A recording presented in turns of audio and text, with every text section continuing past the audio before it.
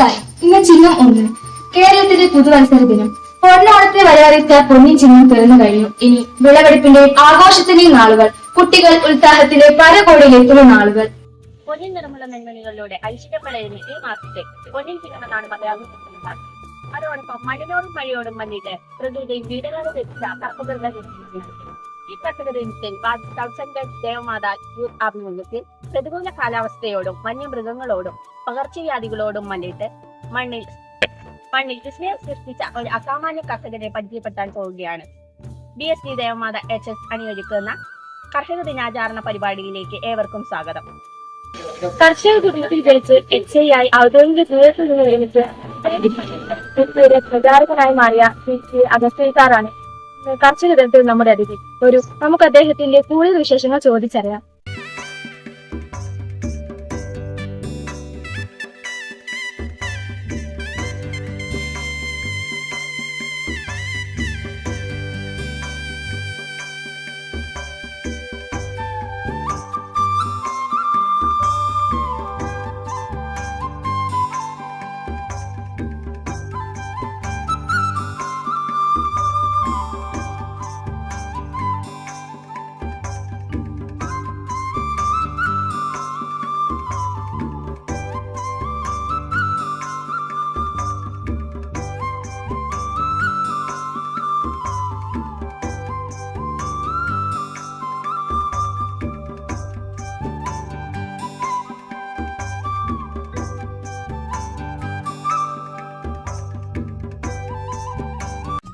പണ്ട് ആദ്യകാലത്ത് ആരാണല്ലേ ഇവിടെ അല്ല, ഞാനെന്റെ അച്ഛൻ അവിടെ ഒരു 80 വർഷമായിട്ടാണ് ഇവിടെ.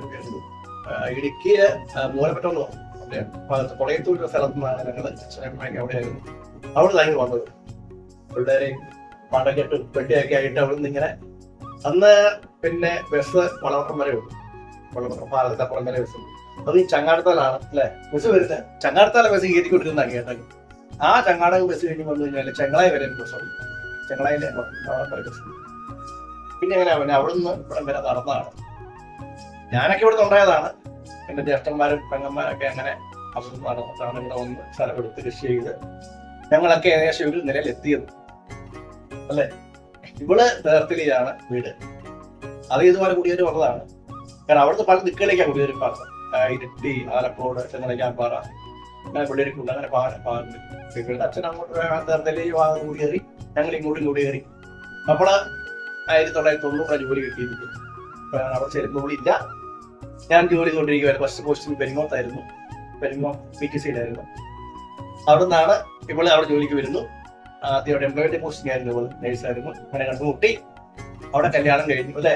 1994 പിന്നെ സാർ മാറി അവിടെ വന്നു. ഞാൻ ചെങ്ങളായി പോന്നു. ഇവള് പിന്നെ കാസർഗോഡ് പോയി. അങ്ങനെ കറങ്ങി തിരിഞ്ഞ് 30 വർഷത്തെ നീണ്ട ആരോഗ്യ രംഗത്തെ സേവനത്തിന് ശേഷം ഞാന് കണ്ണൂരിൽ നിന്ന് ജില്ലാ ഹെൽത്ത് സൂപ്പർവൈസറായിട്ട് വിഷമിച്ചു.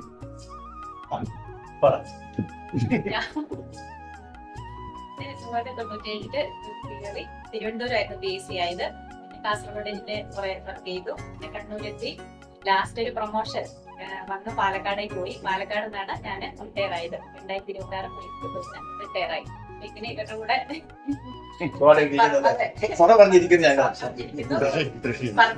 അത്യാവശ്യം പിന്നെ ഒരു മോള് പേര് ആർദ്ര. അവർക്ക് 6 വയസ്സായല്ലേ. 6 വയസ്സായി. കാനഡയുടെ ജോലി ചെയ്യുന്നു. B.Com പഠിച്ചതാണ്. ഫാർമസിസ്റ്റായിട്ടാണ് പഠിച്ചത്. അവസ്ഥ അതിൻ്റെ ഒരു കോഴ്സ് ഉണ്ടായിരുന്നു. അത് കോഴ്സിനെ പഠിച്ചു. കൂടിയായിട്ടൊക്കെ അവിടെ ഇരിക്കുന്നു. 3-4 മാസം കഴിയുമ്പോൾ വരും അല്ലേ. ഞാനൊരു പ്രത്യേക ഒരു മനുഷ്യനാണ്. അങ്ങനെയല്ല, എല്ലാവരും നിൽക്കുന്ന ഒരാളാണ്. എല്ലാം ഹാപ്പി ആയിട്ട് കാണുന്നു. എല്ലാവരും മനസ്സെപ്പോഴും ഹാപ്പിയാണ്. ഈ അലസം മനസ്സിലാക്കിയിരിക്കുക. ആ നീവിൾ മെന്റീസ് ഡബിൾ വർക്ക്ഷോപ്പ് കേട്ടിട്ടുണ്ടാവും. എല്ലാവരും കേട്ടിട്ടുള്ളതാണ്. പണ്ടത്തെ ഒരു അല്ലെ മനസ്സുമായിട്ടുള്ള പല ചിന്തകളും വരും. നമ്മള് മറ്റു പല വഴിക്കും നേരെ മറിച്ച് ചുമ്മാ നമ്മൾ എന്തെങ്കിലുമൊക്കെ ചെയ്തുകൊണ്ടിരിക്കുകയാണെങ്കിൽ നമുക്ക് ഹാപ്പി ആയിട്ട് സന്തോഷം ഭയങ്കര എനർജി കിട്ടണം. തീർച്ചയായിട്ടും. അപ്പൊ ഇനി നമ്മൾ ആലോചിച്ചു പലത്രയും വിശുദ്ധിയാണ് വിദ്യാഭ്യാസം ഓർക്കുന്നില്ല.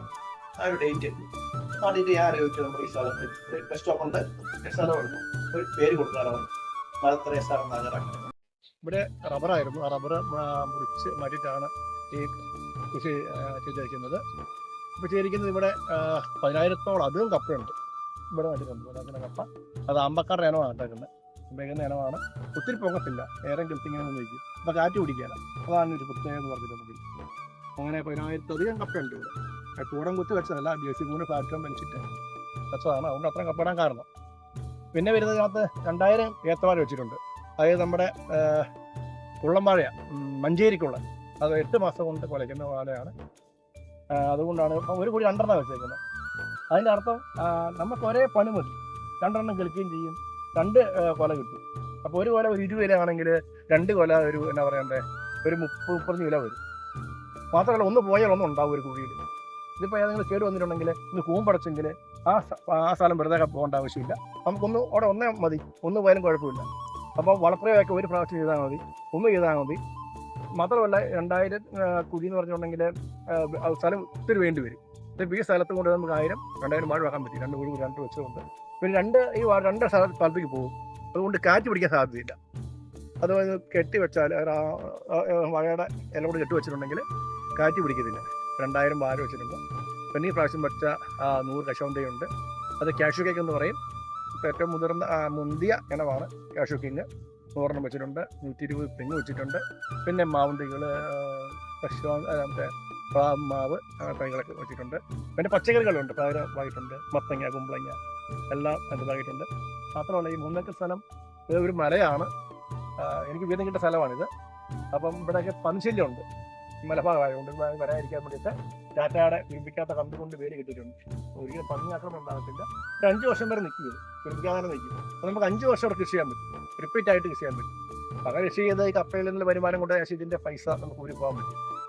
മാത്രമല്ല എന്ത് കൃഷിയും ചെയ്യാം, പേടിക്കാതെ ചെയ്യാം. അതാണ് എൻ്റെ മെച്ചം. പിന്നെ ഇവിടെ നനയ്ക്കാൻ ചെറിയ പുഴ ഒഴുകുന്നുണ്ട്, അതിലേക്ക് വെള്ളം കൊണ്ട് ഓസ് വെച്ച് നനയ്ക്കാൻ പറ്റും. മാത്രമല്ല ഇവിടെ ടാങ്ക് പണിത് കുഴക്കാൻ കൊടുത്ത് നനക്കലാകുമ്പോൾ നനയ്ക്കണം. ഇതൊക്കെയാണ് ഇവിടുത്തെ കൃഷി രീതി എന്ന് പറഞ്ഞിട്ടുണ്ടെങ്കിൽ. ഇവിടെ വന്നു കഴിഞ്ഞാൽ ഭയങ്കര കാറ്റും രസമാണ്. ഇവിടെ ശരീരത്തിന് എനർജി കിട്ടും. ഒരു ഭയങ്കര എന്നാ പറയണ്ടേ, പോസിറ്റീവ് എനർജി കിട്ടുന്ന ഒരു സ്ഥലമാണ് ഇവിടെ.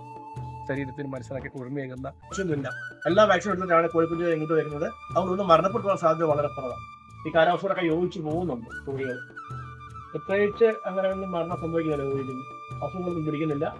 ഇനി വളരാൻ പറഞ്ഞില്ല, വളമൊക്കെ മാറ്റി ഞാൻ ഇതിൻ്റെ വേസ്റ്റൊക്കെ മാറ്റി ഇടുന്നതുകൊണ്ട് ഇവിടെ ഫ്രഷായിട്ട് തന്നെ ഇരിക്കുന്നുണ്ട്. പോയി മഴ പെയ്തിട്ടാണ് ഇവിടെ ഒരു പ്രത്യേക കാലാവസ്ഥ ആയത്, അളഞ്ഞ കാലാവസ്ഥയാണ്. ശരിക്കും പരിശ്രമിച്ചിട്ടുണ്ടെങ്കിൽ കൃഷി ഒരിക്കലും ചതിക്കുകയാണ്. നമ്മുടെ മനസ്സ് മാറിയാൽ മാത്രമേ. ചതിക്കെന്നുള്ള ഒരു ചിന്താഗതി പോയിട്ടുണ്ടെങ്കിൽ നമുക്ക് കൃഷി ചെയ്യാൻ പറ്റില്ല. ഞാൻ കൃഷി ചെയ്യുക. നമ്മുടെ കാരണന്മാരൊക്കെ പണ്ട് ഇവിടെ വന്നല്ലേ കൃഷി ചെയ്തത്. എത്ര വർഷം മുമ്പ് കുടിയേറി സ്ഥലമല്ല ഇതൊക്കെ. എൻ്റെ ചാച്ചൻ ഇവിടെ വന്നിട്ട് 80 വർഷം മുമ്പ് ഇവിടെ വന്നിട്ട് ഇത് വെട്ടിപ്പിടിച്ചത്. എന്നാൽ അന്ന് അങ്ങനെയായിരുന്നു. ഞാൻ കൂടെ ചെയ്തതാണ്.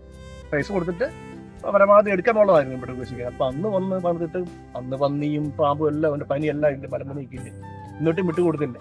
അപ്പം ആ ഒരു പാരമ്പര്യവും ആ രക്തവും ആ വിയർപ്പൊക്കെയാണ് എന്നിലൂടെ ഓടുന്നത്.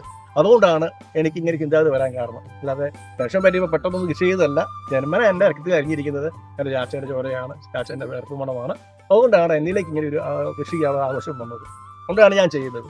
ഓക്കെ, വന്നത് തീർച്ചയായിട്ടും എൻ്റെ ഭവനത്തിലേക്ക് വന്നതിലും ഞങ്ങളെ നിങ്ങളുടെ സ്നേഹോപകാരം തന്ന് ആദരിച്ചതിലൊക്കെ ഒത്തിരി നന്ദി പറയുന്നു.